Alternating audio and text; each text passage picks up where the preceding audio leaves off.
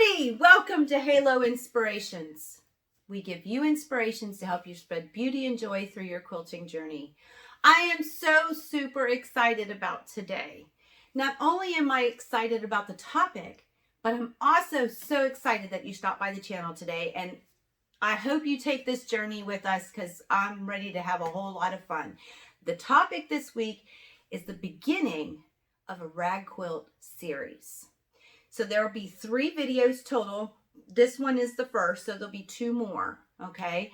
But we're going to make a rag quilt. So you might be asking, what is a rag quilt? I'll throw a picture up somewhere because believe it or not, I've given all mine away. I didn't realize it when I started to do this, but I've given them all away, or I've sold them. So a rag quilt is where the seams, it's basically like a reversed constructed quilt, okay? Meaning, normally your seams are on the inside and they're hidden. In a rag quilt, they're on the outside. And as you can see in the picture, they give you a little bit of a rag kind of a look along the edges of the blocks. It's very simple. We quilt basically as we go. And it's just it's a fun time, and people really love these rag quilts. I need to make one for me. This one I'm going to give to my granddaughter, but you know, they are super special and super fun. Now I've chosen to do this first instead of something else because, you know, we went through how to prep fabric and how to cut fabric and how to square fabric and all of the things, a 1/4-inch seam, you know, some basic techniques. This is a very good beginner project. It teaches you a lot of things. It's a very easy quilt to make. Now, as a beginner, you're going to run into some things, but that's part of the learning process. So you might get a little frustrated on here and there, but it's not hard. And once you do one, you'll be all over it, ready to do another. For those more experienced quilters, sometimes we lose that sojo or that mojo, you know, that kind of thing where you're just not feeling like going into the sewing room and you're just like, oh my gosh, how do I get this back? Sometimes just finishing an easy project is the key. So this just may jumpstart you back into getting into your studio again. It also is, if you're working on something very complicated or precision piecing, this is so stinking down below that you'll be ready to get through it and you'll feel good about finishing. So there it is. It's good for both. It's good for a beginner and it's good for the experienced. So we've talked about, and I'm sorry, I've written this down because I don't want to forget, but we've talked about what a rag quilt is. We've talked about why I chose it for this particular first run of patterns that'll be coming out and different projects. So what kind of things do you need? What kind of materials do you need? Now, a lot of these things I'm going to suggest to you. We'll go through each one and I'll explain why. The first thing I would highly recommend, so highly recommend, is the walking foot. And I'm going to get a little close. So you can see this little guy, he's a little crazy looking. And he has, in the very front, underneath here, he has some of his own feed dogs. So we talked about feed dogs before on the machine where you don't push your fabric because you want those feed dogs to guide the fabric for you. That's their job. They grab it from the machine side, the bottom of your fabric, and they guide it through the machine. And that gives you a really nice stitch. Well, because this has feed dogs on its foot, it's grabbing the fabric from both the bottom and the top. A walking foot is really good for thicker type projects, and there'll be sometimes when you may have up to 6 layers of fabric that you're trying to run through. So is it possible to make a rag quilt without it? Absolutely. You may have a lot more frustration. You may get boggled up when you get a lot of fabric in there, and this is going to help with that.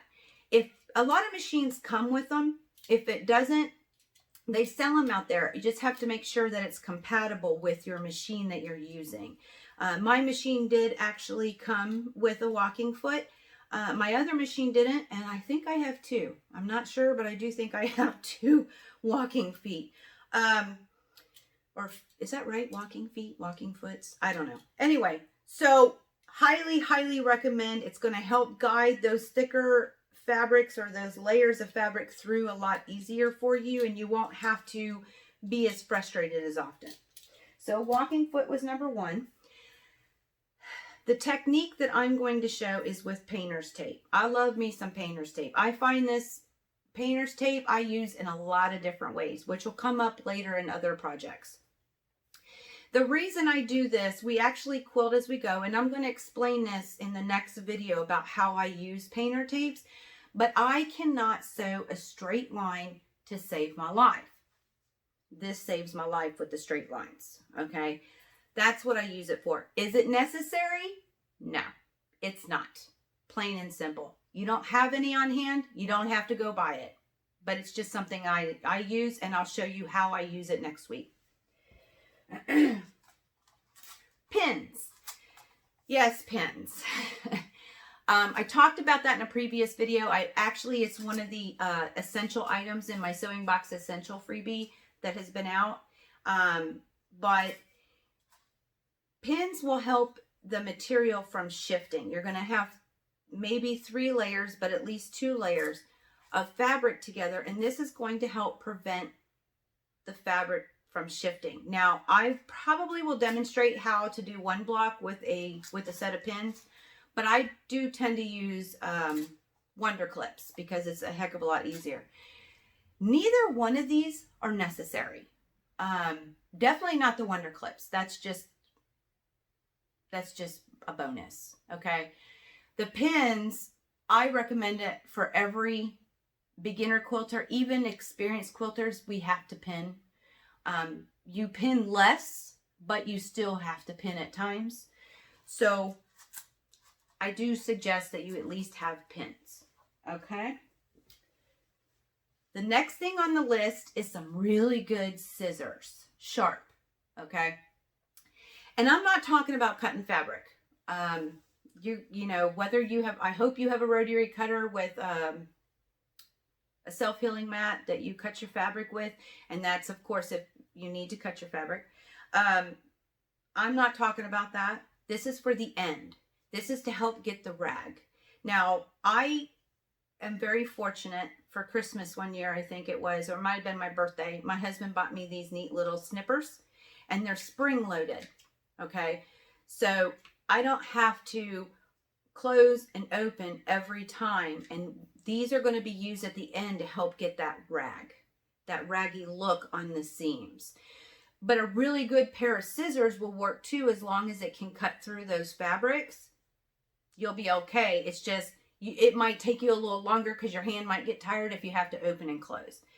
So these are made by Fiskars, and they are wonderful.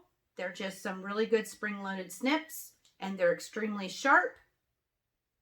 I do recommend this, but it's not necessary. What is necessary? Thread. Let's talk about thread. Even on my rag quilts, unless they are a t-shirt rag quilt, but every other rag quilt, the one I'm making now, I use a 50 weight thread. Now, I'm an Aurifil girl. I love Aurifil, but you know, it's not, the bottom line here is it doesn't matter what kind of thread you use. It truly does not. Any thread will do. I wouldn't use a microfilament or a see-through because I worry about heat. But polyester threads, cotton threads, it doesn't matter. This is supposed to be fun. It's supposed to be a learning thing if you're new to quilting. But most of all, I gotta say it again, it's gonna be fun. Thread don't matter, it'll be fine. If you're concerned about strength, my Aurifil is strong enough for the 50 weight. It holds up really well. But there are some people that like to do 40 weights also. Whatever it is, just any thread, regular thread, you'll be good. Needles. I use, for almost everything, I use a 90-14. That 90 is perfect for me for a lot of different projects. It's just my regular piecing needle, universal needle. Some people have used an 80 and they have had success. They say it works fine. So I say just go for it, an 80 or a 90. And again, I'm using a 90. And last but not least, what is necessary is fabric. Okay. And excuse me if you hear my dogs. Now, I bought a bunch of fabric and I didn't cut right. With a rag quilt, we use typically, very common, you use a 1/2 inch seam. Okay. I forgot I had 1/4 inch on the brain, so I cut the wrong size. So what does that mean? That means if you were to start with a 10-inch square, if you cut out a 10-inch square, you're going to finish at 9 inches. I forgot. So I ended up having to cut 330 squares instead of the 100. Yeah, instead of the 100. But saying that, why I told you that story is because instead of cutting fabric, especially if you've never made a rag quilt, you could honestly get a layer cake. They are 10-inch pre-cut squares. They come 42 to a pack. So if you think about that, that would mean you could use 20 on the top and 20 on the bottom. Okay, so that'll be roughly 45 by 36. Yeah, when it finishes. Okay, so you could buy a layer cake and be good. Honestly, that is a great place to start. And what's really neat is they have layer cakes that come in different fabrics, like Minky, for instance. It's so soft and cuddly. You could make a rag quilt with a layer cake of Minky. And how soft and cuddly would that be? Super awesome. Okay, so you could do the layer cake. Also, I do put a middle in mine. Okay, now if you think the seams are on the outside, so if I had my middle, my back,